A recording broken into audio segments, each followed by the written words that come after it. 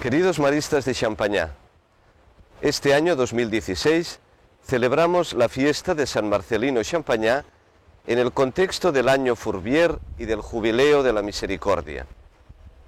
Creo que es una muy feliz coincidencia, puesto que Champañá y sus jóvenes amigos sacerdotes soñaban con una iglesia de rostro mariano, es decir, con entrañas de misericordia.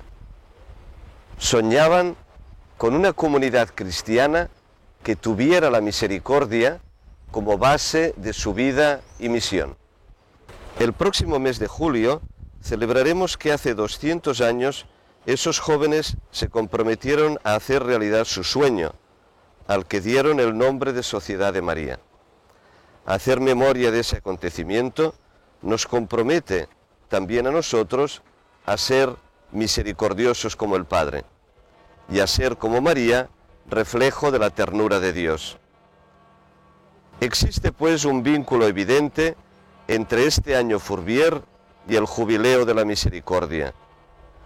¿No es el proyecto que nació en Fourvière un proyecto de misericordia?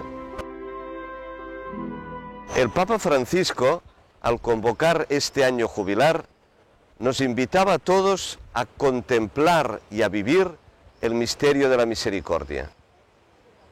El 8 de diciembre de 2015, al abrir la Puerta Santa de la Misericordia en esta Basílica de San Pedro en Roma, el Papa decía que este debe ser un año para crecer en la convicción de la misericordia. Una convicción que se puso de manifiesto ya antes, hacia finales de noviembre de ese mismo año, cuando el Papa abrió otra Puerta Santa en la Catedral de Bangui, capital de la República Centroafricana, en un gesto altamente simbólico al tratarse de un país que sufre las consecuencias de la violencia y la inestabilidad política y social desde hace más de 10 años.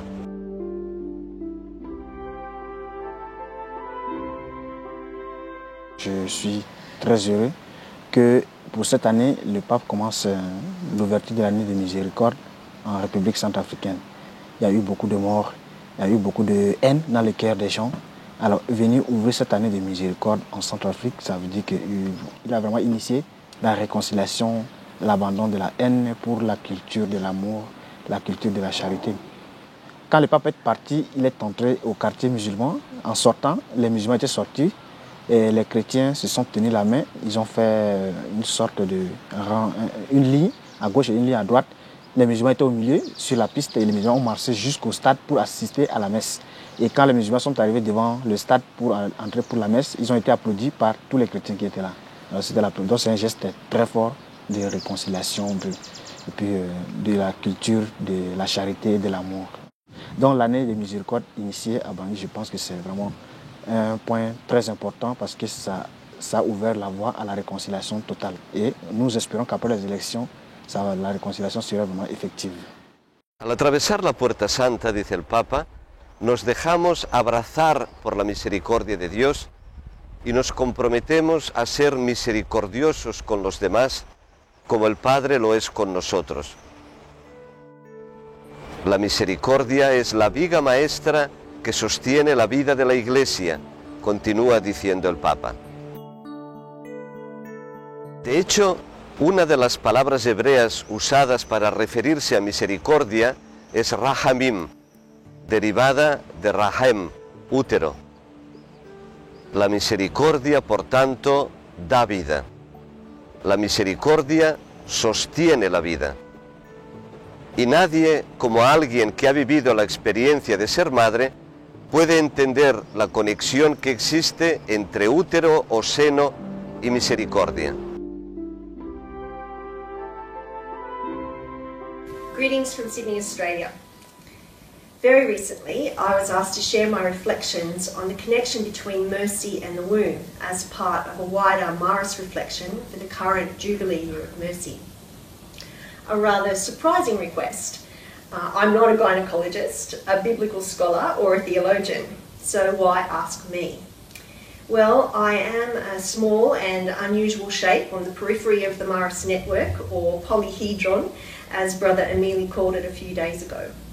I'm a mother and a granny, so I've had some very personal experience with wombs and mercy. And as a Marist, in the spirit of Ubuntu, I'm your sister in faith, trying like you to make sense of how God works in and through me where I am, so that we can be.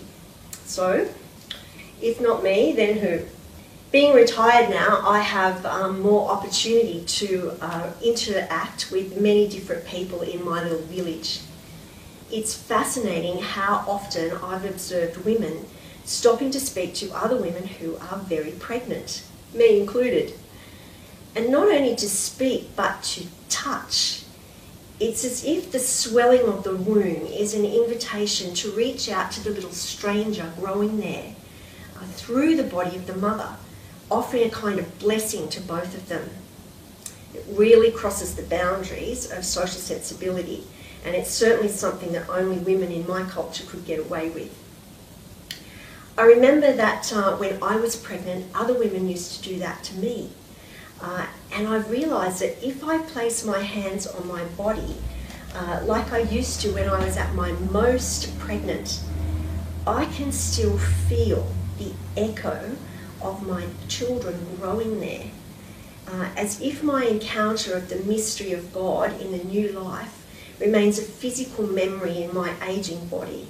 It's extraordinary to think that when we as women touch another's baby bump, the mystery is so alive in us again. I suppose this is why we seek out opportunities so often to stir the memory.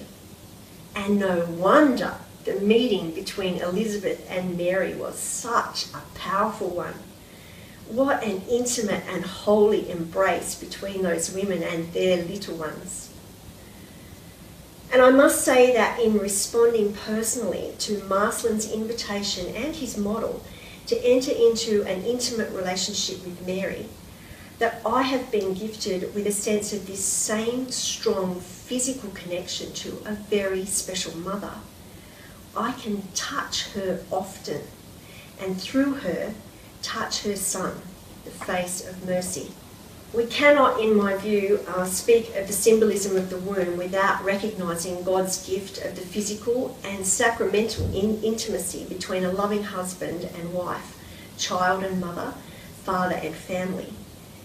These relationships are not the only means by which we form families in today's world, but they do confirm our need for interdependence, for an abiding commitment for the most vulnerable, for a steadfast love that mirrors the covenant relationship that Mary sings of in her Magnificat.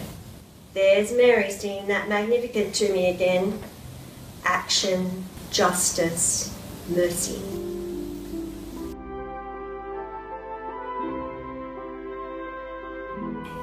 Dall'esperienza di donna e di madre dico che accogliere la vita è un'esperienza che amplifica la donna stessa.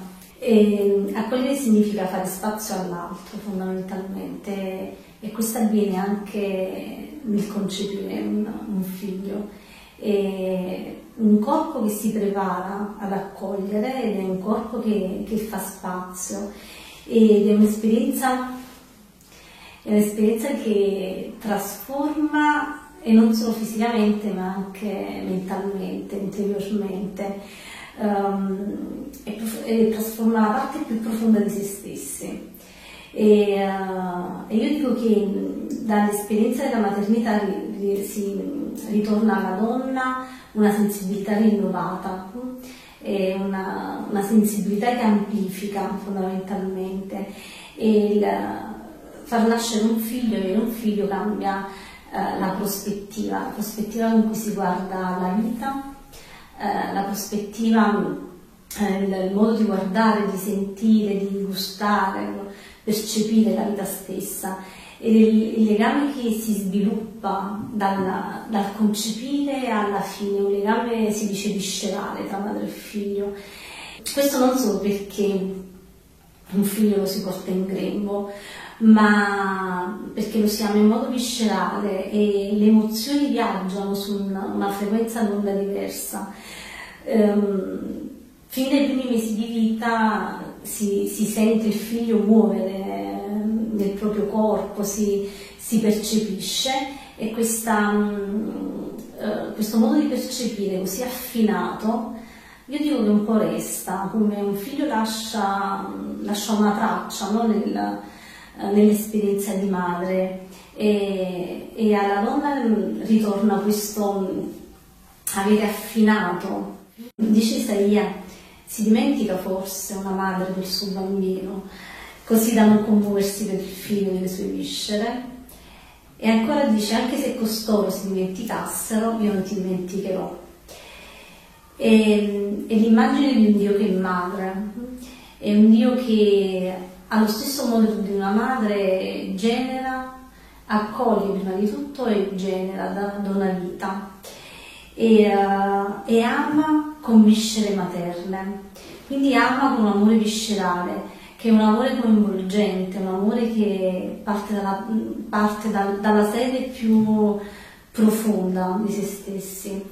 E amare in questo modo è amare con un'intensità che coinvolge le emozioni più sensibili, che fa soffrire con l'altro e fa gioire con l'altro. E quando penso alla mia esperienza di madre, e quando penso a questo verso, dico: un Dio che è capace di amare come ama una madre, e essendo Dio come ama di più, in un modo totalizzante, e allo stesso tempo un amore che è un amore di misericordia, no? di tenerezza, di compassione. Tutto ciò che si muove nel cuore di una madre si muove nel cuore di Dio, e tutto ciò che avverte una madre verso un figlio è ciò che Dio avverte verso di noi, e lo rende un Dio umano, un Dio che è madre prima di tutto e poi padre. El salmista se pregunta: ¿acaso una madre olvida o deja de amar a su propio hijo? Eso es imposible, nos dicen Carol y Giusy, pues la madre queda transformada por esa profunda experiencia que es más que física. Y hablan de un misterioso vínculo que permanece más allá del momento de dar a luz, algo así como una memoria física de esa inquebrantable conexión con quien estuvo en el seno de la madre. Así es el amor misericordioso de Dios, un Dios que ama visceralmente, con entrañas de madre.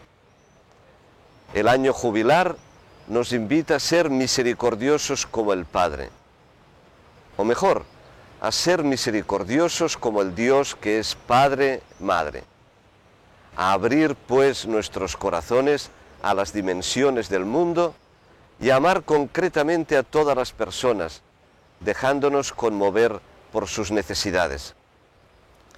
Como dice el Papa, en este año santo podremos realizar la experiencia de abrir el corazón a cuantos viven en las más contradictorias periferias existenciales que con frecuencia el mundo moderno dramáticamente crea. ¿Cuántas situaciones de precariedad y sufrimiento existen en el mundo de hoy? ¿Cuántas heridas sellan la carne de muchos que no tienen voz porque su grito se ha debilitado y silenciado a causa de la indiferencia de los pueblos ricos? En este jubileo, la Iglesia será llamada a curar aún más estas heridas, a aliviarlas con el óleo de la consolación, a vendarlas con la misericordia y a curarlas con la solidaridad y la debida atención. Gracias a Dios, muchos maristas están ya desde hace tiempo acompañando a personas que se encuentran viviendo en periferias geográficas y existenciales, ofreciéndoles acogida y amor.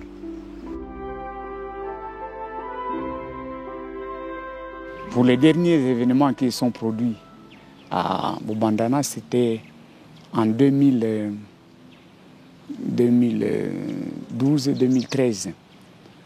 Alors là, il y avait des événements de guerre, quoi, entre l'armée gouvernementale et les nôtres. Et nous sommes restés sur place. Alors notre expérience est... Nous avons essayé d'être au milieu du village, sans prendre position, sans parti pris d'un camp ou de l'autre. Alors ce qui nous a frappé, ce qui a frappé la communauté, c'est de voir des jeunes qui étaient déplacés, les enfants qui étaient déplacés, qui vivaient dans des camps. Parce qu'il y a eu d'autres expériences avant 2012, notamment l'expérience de Bitonga, l'expérience de Boumba, FMSI qui a intervenu à Bitonga comme à Boumba, maintenant à Obandana. On a accueilli des enfants, des déplacés, qui ont abandonné leurs écoles avec leurs enseignants qui sont venus s'établir autour de la cité. Alors cela nous a frappé, c'est pourquoi on a commencé cette expérience-là. Et l'année passée, donc 2015, ça a repris, mais avec une autre expérience parce que ces gens-là, les enseignants, ont regagné, certaines personnes ont regagné leur milieu d'origine et d'autres sont restés encore dans des camps.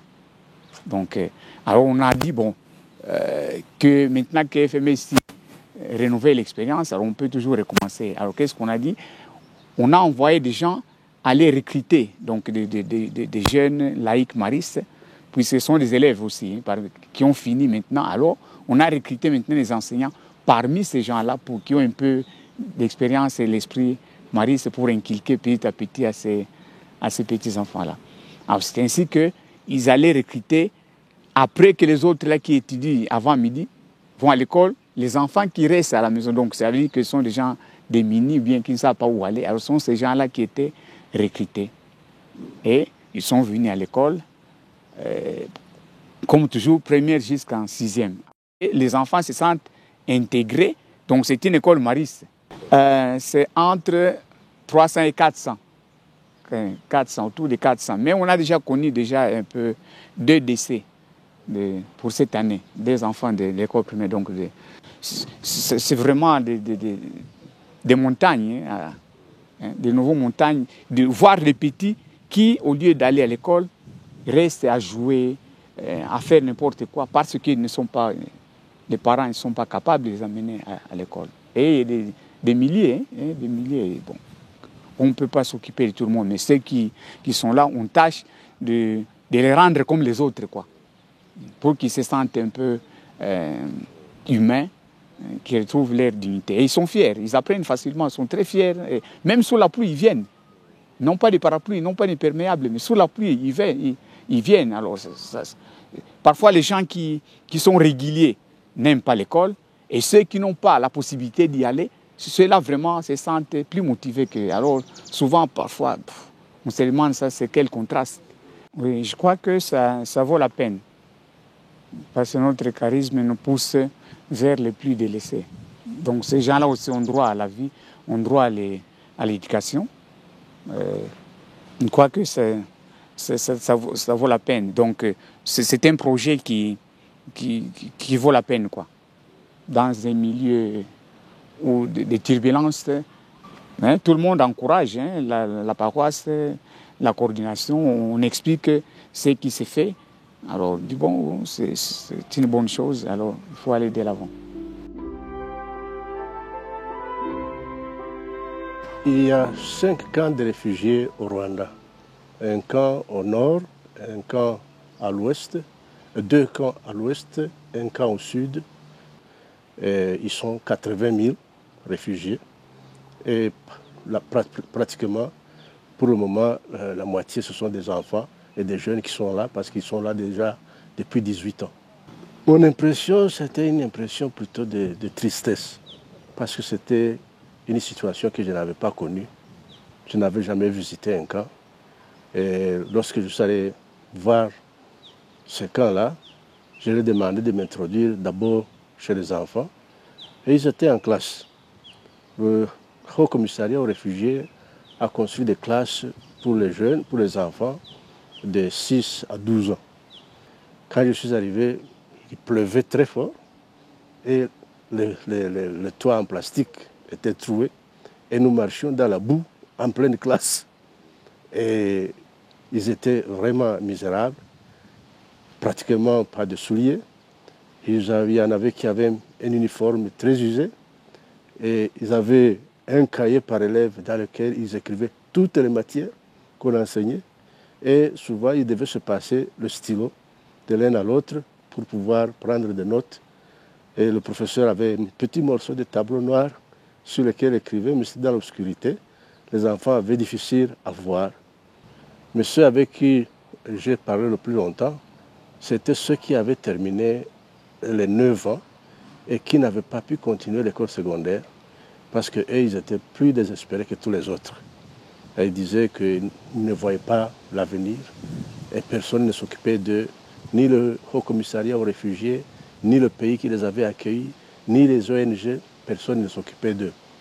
J'ai même trouvé quelques-uns qui avaient pu faire l'école secondaire en dehors du camp, mais qui, en dehors du camp, en revenant avec un diplôme ou un certificat, ne pouvaient pas avoir du travail parce qu'ils n'avaient pas la nationalité et ils ne pouvaient pas avoir accès à l'université parce qu'ils n'avaient pas de bourse d'études.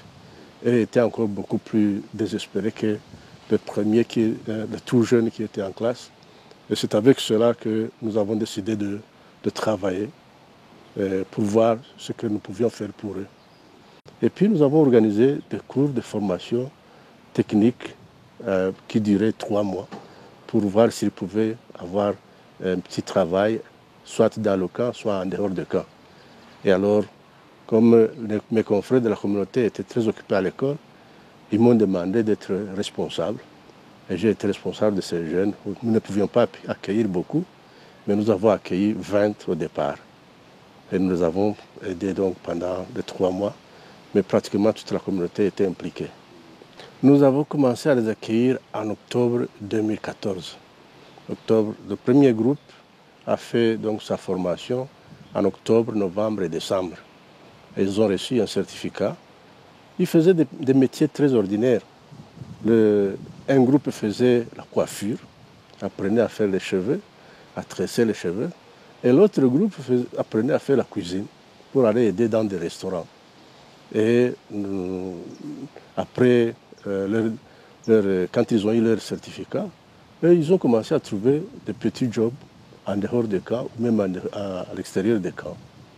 Alors ça nous a encouragés quand on a vu qu'ils étaient contents et qu'ils pouvaient subvenir à leurs besoins. Maintenant, nous venons de faire sortir 4 groupes. Au total, 80 jeunes réfugiés viennent de passer entre nos mains. Et l'année prochaine, en janvier, nous pensons commencer avec notre groupe parce qu'il y a un bienfaiteur qui vient encore de m'envoyer $5 000.